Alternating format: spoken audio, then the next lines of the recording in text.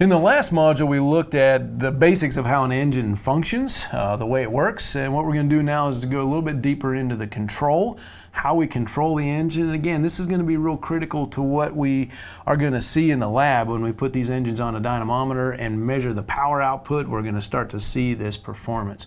But one of the keys that we need to understand, another functional piece of the engine control, is what we call the governor. And so on the left hand side there on the top you see an animation of a governor, a simplistic governor. The bottom there is kind of a drawing of an older governor that you would see on a vehicle. These use centrifugal weights, and you can see on that governor on the animation up there that as that thing rotates, you've got those two balls on there. They have a certain weight, and those balls, the faster they spin, they move out. And it's kind of a scissor action in that particular animation. And you see how as the scissor gets a little bit wider, it pulls down on that yellow collar on the top. And that yellow collar is connected to the linkage across the top and into this throttle. So you can see this area right in here, that yellow piece, that yellow butterfly, is the throttle, and that restricts the amount of air-fuel mixture, or in a compression ignition engine, it restricts the amount of air that actually goes into the engine, and that will slow down the engine. It will keep it from spinning too fast.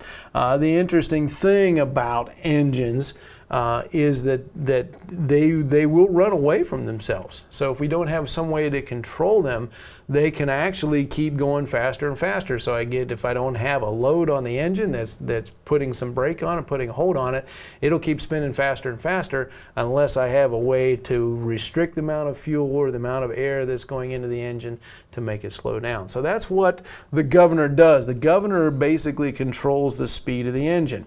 And there's a lot of different ways that we can do this. So you can see again the mechanical fly balls there. Those are actually pretty common in a lot of engines. In a lot of small gas engines, so like Briggs & Stratton single-cylinder engines on lawnmowers and stuff like that, they actually use airflow. So on the flywheel on the engine, on the rotating part of the engine, it creates an airflow, centripetal air coming out, and we put a vane in front of that airflow. So the faster the engine speeds, the faster the engine goes, the more it moves that air vane back and forth. And so that works against a spring. Then you can kind of see the spring on the bottom picture down there. It works against that spring to be able to close it up. Okay, now if you look on the right hand side, those two graphs, this is the engine performance, and that's what we're going to be going after in the lab. This is what we're going to measure. So we're really going to create this graph on the upper right hand side there. We're going to create this torque, engine torque versus speed graph. So we're going to measure that. And we're going to see something that should be a shape like this. Now I want to identify a couple points. So I'm going to start out here at the very right hand point. They have it labeled A. This is out of your textbook. So point A here is what we call the high idle point. High idle. Now a lot of you are thinking, okay, I'm a gearhead, I understand when an engine's idling, that means it's running it slow. Well, idle technically means there's no load on the engine, which means I'm not doing a whole lot of useful work with it. And so that's really what idle means. So when I say high idle, that means the engine's running fast and it's not doing anything. And we can see that. So my engine torque is very near zero down here. So I'm don't have a lot of torque. It's not doing any work coming out of that engine, and it's just spinning freely there, and that's pretty nice. All right, so now I start to load it up. I start to put a load on the engine and make it work a little bit, and that's what we'll do in the lab. We'll have that dynamometer. It's going to start to load the engine.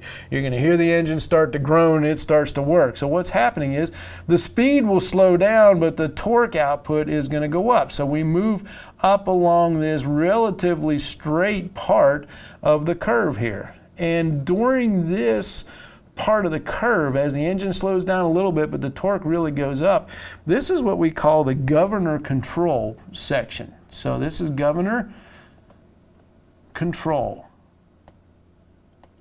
And this is where that governor over there, as the engine slows down, those fly balls come in, and it's going to open that throttle and say, oh geez, I need a little bit more fuel. I need to get more. I've got some torque requirements downstream there, so I got to have more fuel to develop more fuel. at some point I get to the point where the throttle is wide open. The governor says, that's it. I'm wide open. That's all I can give you. And I hit what's called right here the governor max. So that's the governor max. And that's it. The engine can't give me any more fuel, so we're stuck with it. And so if I keep having more and more torque requirements, you can see that the curve turns a corner right there, and I get a really drastic drop in speed. So for a smaller vertical change in torque, I get a large drop in speed, okay? And so that's where we get this curve turning back. At some point out here, I'm going to get to my maximum torque position, okay? So maximum torque, that's the maximum amount of torque that I can get out of that engine to be able to do some useful work with it. Now the curve, you notice the curve actually drops.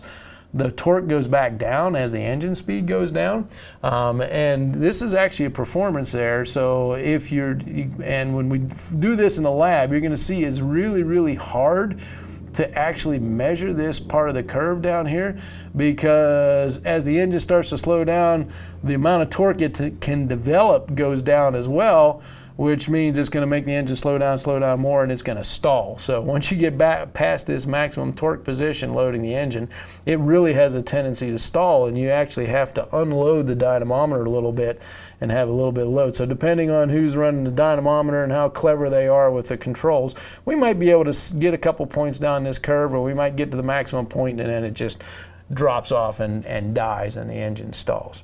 So that's our maximum torque position here. So this, between this governor max, and there's a lot of different things we could define in here. So they look at your textbook talks about this C position here as kind of the maximum power position. Now, oftentimes this governor max and the maximum power are really, really, really close together. So they're shown separate on this curve, but they may be closer together. And we're going to be, as far as lab, we really are not going to have access to this governor to know when it's opened all the way. So we may or may not be able to tell what that is. But basically, you're going to get this shoulder where it starts to turn.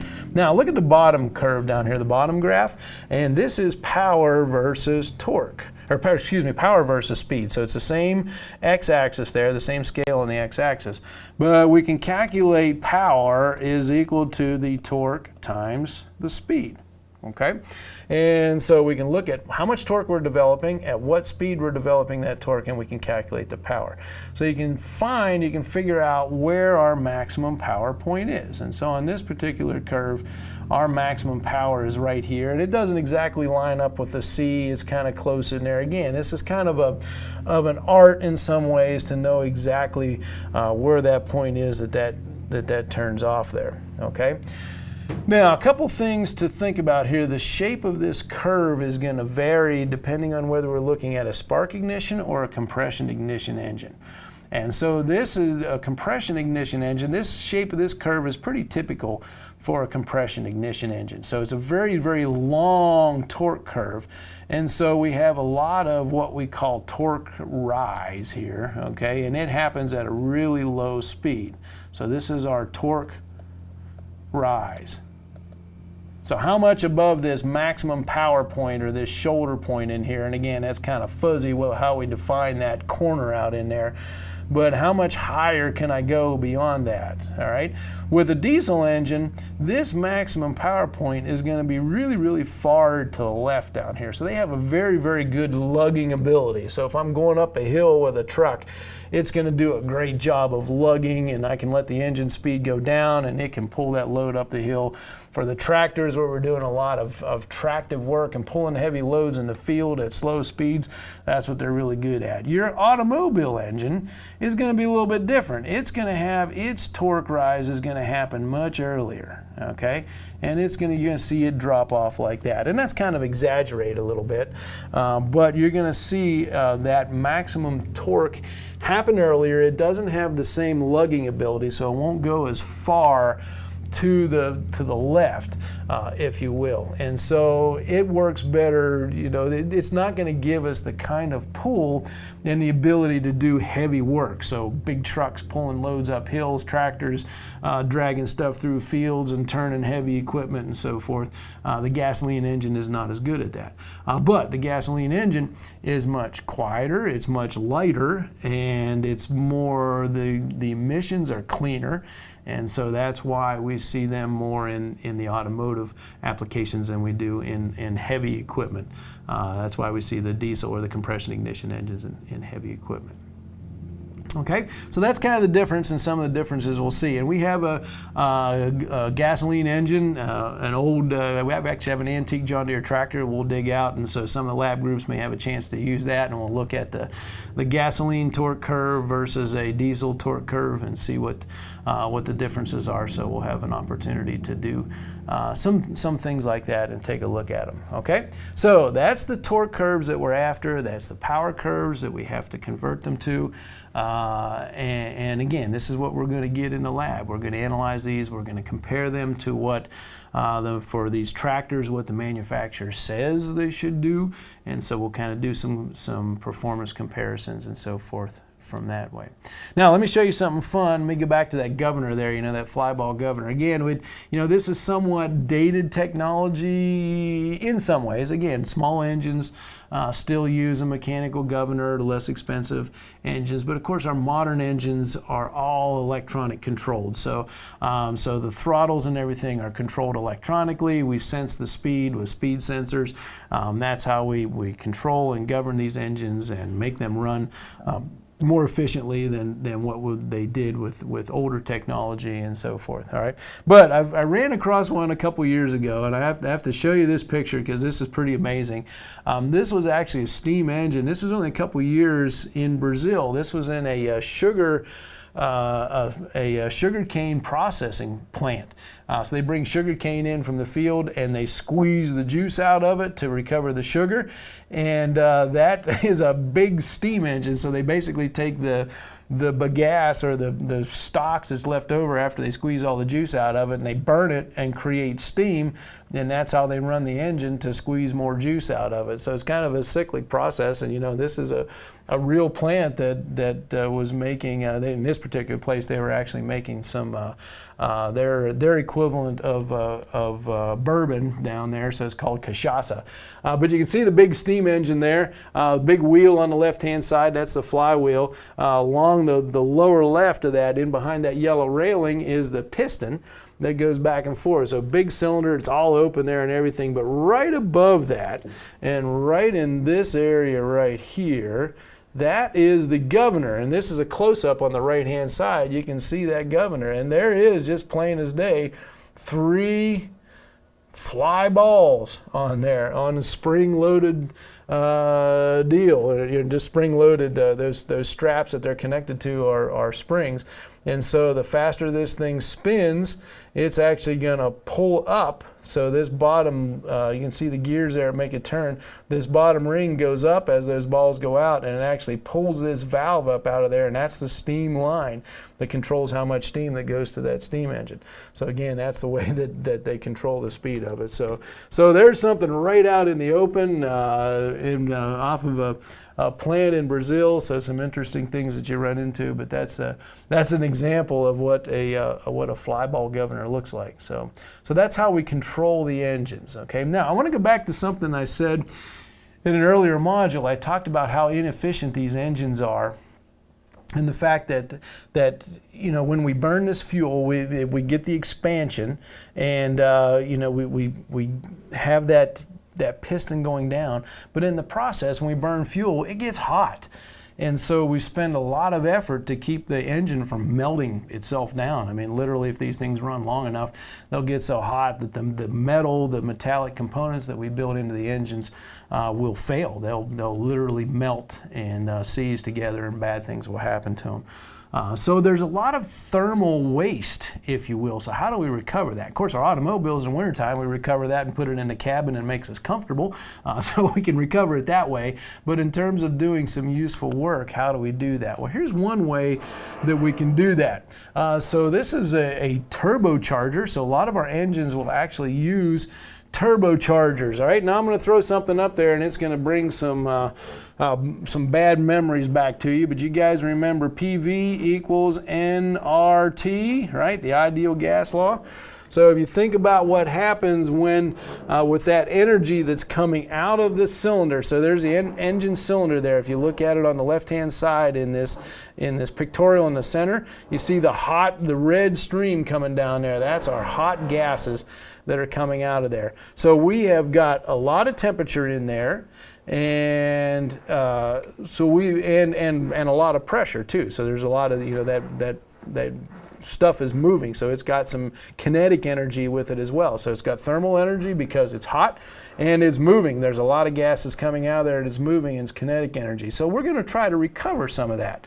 So we're going to run that through a turbine. So this is basically a turbine. It's a fan, if you will. So we run the gas through that fan and it makes this thing spin. So it makes this shaft spin. So we turn that. So when I make that spin, I have this air with kinetic energy. It's got mass and it's moving, and it's also got thermal energy. And I'm going to put it into that turbine and make the turbine spin. And I'm going to recover then some of that thermal energy and the kinetic energy coming out of it. So that mass and movement makes it go. So the gas that comes out of this thing is going to be going slower. I typically have a bigger pipe here, a bigger diameter pipe. And so it's going slower, and it's going to be a lot cooler as it comes out of there. So I've recovered some of that energy and I've put it into this turbine. Well, this turbine is connected to a compressor on the other side, which is basically another fan that drives it there. So now I'm going to take that energy, that fan, and I'm going to move that intake air. So now this is the air that's coming into the engine. I'm going to take that intake air and I'm going to force it back into the intake of the engine. So now instead of relying on that piston pulling air in, so as that piston comes down, it draws a vacuum, and it relies on the vacuum to be able to pull that air into the cylinder. Now I'm going to have a fan that's actually helping to shove air into it. So that means I can get more air into the cylinder, or more air-fuel mixture, depending on whether it's compression or spark ignition, and essentially going to result in higher pressures. If there's more stuff in there, I've got a higher pressure. When that stuff burns, there's more energy there, so I can develop higher forces, and I can really push that piston down and create more power. Okay, so again, I'm utilizing the exhaust that's coming out of that thing, the energy that's in that exhaust as it comes out, recovering some of that energy and putting it back into the engine itself.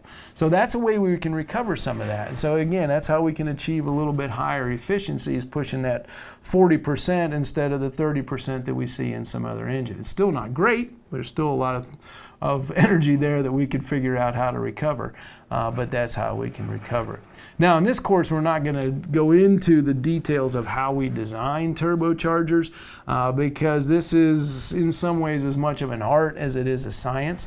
But the chart that you see on the right there is an example of what designers would actually look at to design these things. So this actually shows the compressor ratio. So it shows what the ratio is of the inlet air coming into the compressed air. So how much am I compressing that air as it goes through versus the airflow down at the bottom. And you see the left-hand line there is actually labeled as a surge line. And this is a point of instability. And so with compression ignition engines, especially with a turbocharger on them, they can really run away. So if I get operating on the wrong side of that line, I have my pressure ratios get out of whack with my airflow, that engine will just keep going faster and faster and faster. You can't shut it off. So you have to have some way to restrict the airflow, or we'll do a couple things. A lot of times they'll put what they call a wastegate in the compressed air line to relieve some of that pressure if it gets too high, or they'll do something on the inlet to restrict how much can go into the compressor wheel, but we have to really restrict what happens there. All right. Now, let me go back to that ideal gas law that you see there, PV equals nRT. So what happens when I compress a gas? All right, so the pressure goes up, and if it's in a certain volume there, what has to happen on the other side of the equation is that the temperature has to go up as well. And so we see that with turbocharged engines, that when we compress that in ambient air coming in, make it to a higher pressure, that also takes the temperature up. Well, that's not a good thing in terms of performance, because I don't want to put hot air in an already hot engine. I want to have that air as cool as possible so that when I ignite it and get up to the operating temperature of the engine, I can recover more of that energy. So the bigger that temperature difference is, the more energy I recover, and the better my engine is going to perform. And so some engine designs will actually put an intercooler. They call it on this chart a charge air cooler. There's different terms we use that. We talk about intercoolers or aftercoolers. There's some differences, subtle differences in the design of those, but basically it's a concept where we take that air that we've compressed, but before we stick that compressed air into the engine, I'm going to cool it off a little bit. So use a radiator or something, some of the coolant from the engine. You'll actually see in performance engines like tractor pulling and stuff like that, where they want a really high performance out of that engine. That's the picture you see on the lower left there. That's a performance tractor pulling engine. And some of these guys will actually pack dry ice around that intake line so that air going into the engine is as cold as absolutely possible to get that energy difference in there to be able to get more horsepower out of that engine. So you can see that turbocharger there on the upper left-hand corner. That's a picture of a turbocharger. The lower right there, again, that's a performance engine of a tractor pulling. You can see the huge turbocharger on the top of it. That's a lot bigger than you would typically see in a typical engine that we're using on a tractor. They're getting a lot of performance out of that. Just for interest there, that block on that tractor, so that would probably be about a 250 horsepower block typically. So that engine in the tractor, up in a similar size tractor and everything, that similar block in the field would operate at about 250 horsepower.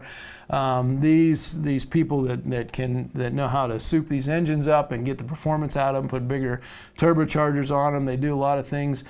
They actually will inject water into these engines because they get so hot that it would melt itself. And so to control the temperature, they're injecting fuel into the cylinder, but they're also injecting a little bit of water into the cylinder as well to keep the thing cool. Well, the water expands, and so you get a little expansion from the water as well. So there's some really complicated energy things going on there. But they can probably produce well over 2,000 horsepower out of that block with all those performance things on there. Now, it's not going to last very long. Of course, in a tractor pulling situation, they have to be able to operate that engine for probably 30 seconds. So they start it up, they get down the track, developing the maximum horsepower. When they get to the end of the track, they shut it off. So I've got a couple links down there in the bottom, and this PowerPoint is available for you online, but I'd like you to take a look at those links. There's some YouTube links there, and some interesting things that you can really see the turbos in action. You can see what they do, and these are some performance, again, tractor pulling, where they're looking at a high performance engine, and so there's a lot going on with the engines. So you'll hear in those videos, you'll hear a high pitched whistle on the engine. That's the turbocharger spinning really, really fast, well over 30,000 revolutions per minute. And so they spin real fast. They get that whistling sound. You'll be able to see a lot of fuel and smoke coming out of them. So look at those links and see what's going on there. What happens when it goes unstable? Really bad happens to it. So when we don't control the and things get out of order. So I encourage you to take a look at those, them a little bit, and we'll talk about these in class in the lab.